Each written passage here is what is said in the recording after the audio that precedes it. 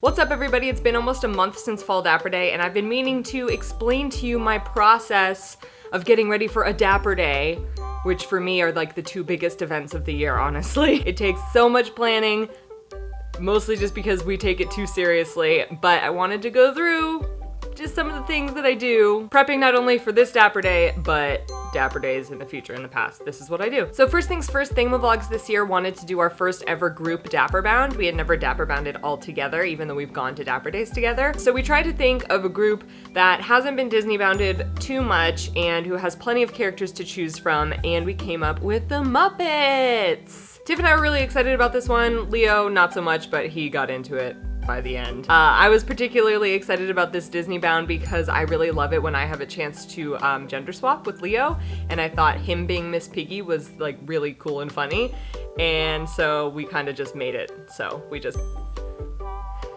executive ordered that Dapper bound for our group. So since the Muppets were big in the 60s and 70s, Tiff and I started looking for dresses that fit that era, and so I looked at a lot of mod dresses on Etsy and on eBay, and I liked quite a few of them, but I found this dress that I ended up wearing for only $12 on eBay, and you can't beat that deal. So I got it, hoping that it would fit. That's always the struggle with online shopping. This was the first Dapper Day that I tried to experiment with era-appropriate makeup. I don't usually do that. I just kind of do my regular makeup, maybe with some different colors. So I did a makeup test for a 60s mod look, even though our outfits were definitely more 70s based. I tried it out, I filmed myself doing it. I think I did a good job. I just think for my face shape, it makes me look really sad.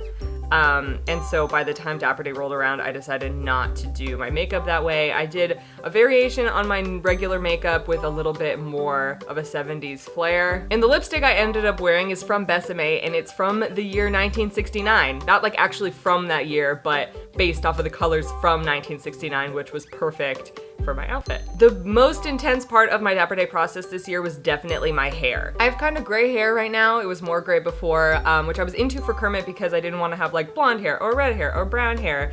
Gray felt like a good neutral. And so I had this vision in my head of having just like super, super long, straight Cher hair to fit the 70s vibe that we were going for. And so I reached out to my friends at VP Fashion Extensions, which are by far my favorite place to get hair extensions. I've gotten all of my extensions basically from them. The extensions were their 613A dyeable blonde extensions, so they're like a super platinum blonde, which is great if you have hair that you dye yourself, because then you can just go in with the same dye that you use on your hair on the extensions and it'll match perfectly. I got their 260 gram 24-inch extensions, which are super long, 24 inches, and they're not that thick. The 260 gram, I have fine hair, and so it's not the thickest one that they offer, so that it matches my hair like consistency.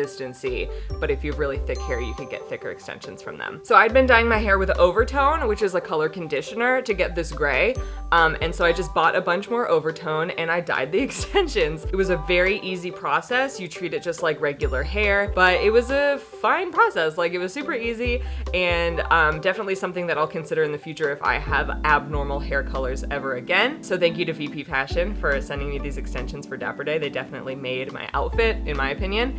And there is a code in the description box below that you can use to get a discount on VP Fashion hair extensions if you so desire. And if you have any questions about how to dye your extensions or how to style extensions, leave them in the comments and I would be happy to answer those for you as well. So now we get to actual Dapper Day. And I lately, in past years, have really liked just getting a hotel, so I'm already in Anaheim by the time the day starts. I was really excited to be invited to be interviewed by Disney Style this year, which is always fun. I love everybody at Disney Style so much. They're all such great, supportive, nice people who love the Disney Bound community. So our day started off with Leo and I going to get interviewed for Disney Style, which was live with a lot of our friends, including Leslie and Erica, who runs Disney Bounders Unite on Facebook, all these beautiful people who look so great on Dapper Day. Then we just got to chill, which was really nice. We took lots of photos. We met up with Francis for photos. It's finally Dapper Day. We're finally here. Cut my hair that I worked so hard on. You guys saw me work on it. Did you show my applicant? Yes. Look at it. Show them the whole thing. Trace it, trace it, trace it. Out of the way. Trace it, trace it, trace it. Very good. Here's Francis and Lil P and little Aldi. Waka. Stop it. Waka waka. Waka waka waka waka. That's a Pac-Man Wait, sound. Leo does a better Fonzie impression. your phone. And then eventually we lollygagged around long enough for it to be time for our meetup at the Dapper Day Expo, which was really cool. This is the second year we've been invited to do a meetup at the Expo, which is really helpful because we're not allowed to do meetups inside Disneyland. Every time that we used to try to do one, we would get shut down by security because you're not allowed to block pathways, or you're technically not really even allowed to take pictures with guests that you're not there at the parks with. So the Dapper Day Expo was really cool this year. There's lots of brands that I really, really love there, like Besame and Unique Vintage and Pinup Girl Clothing. For future reference, you can go to the Dapper Day Expo without going to Disneyland that day. You don't need a ticket, you don't need to pay anything to go to the Dapper Day Expo. So if you're someone who doesn't have an annual pass or doesn't have a ticket to the parks, but you've always wanted to experience Dapper Day, get dressed up and go to the Dapper Day Expo. It's like just as good, honestly. There's as much going on. They got swing dancing, they have artists, they have people doing hair, they have people doing makeup, they have photo ops. It's awesome. So we finished that up, and then I didn't vlog as much as I would have liked the whole day, but I do have a couple more clips at least.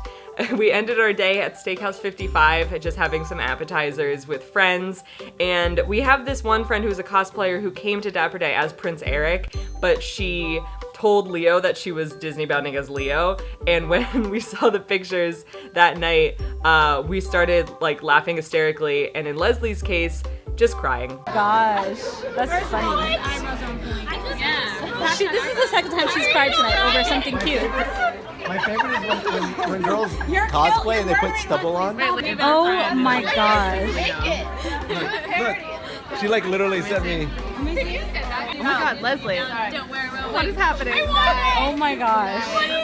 Yeah. Anyway, that's my Dapper Day process. It takes at least a month. I know a lot of people put more than a month's worth of time into getting ready for Dapper Day, but I need at least a month in order to find stuff and have it ship on time.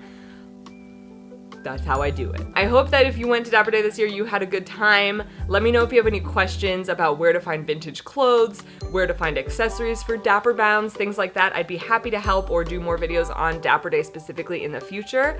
And thank you for watching. I appreciate it. I hope you all have a magical day. Hope you all have a Dapper Day. Bye!